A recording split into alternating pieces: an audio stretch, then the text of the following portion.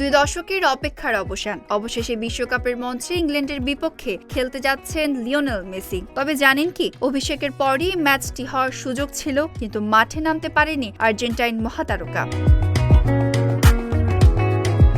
2005 সালে হাঙ্গেরির বিপক্ষে জাতীয় দলে অভিষেক হয় মেসির, কিন্তু বদলি হিসেবে মাঠে নেমে মাত্র 43 সেকেন্ডের মাথায় লাল কার্ড দেখেন তিনি। সেই নিষেধাজ্ঞার কারণেই একই বছরের নভেম্বরে ইংল্যান্ডের বিপক্ষে প্রীতি ম্যাচে খেলা হয়নি তার। RICL TMX, যুগের পর যুগ স্থাপনা থাকে মজবুত। অবশেষে প্রায় 21 বছর পর প্রথমবারের মতো থ্রি লায়নদের মুখোমুখি হতে যাচ্ছেন মেসি। 2 দশকের আন্তর্জাতিক ক্যারিয়ারে অফিসিয়াল ও প্রীতি ম্যাচ মিলিয়ে এটি হবে ইংল্যান্ডের বিপক্ষে তার প্রথম ম্যাচ।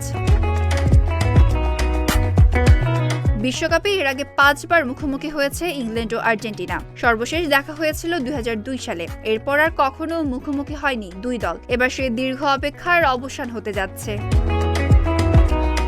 রিদিতা কর্মকার, ডেস্ক রিপোর্ট, ঢাকা পোস্ট।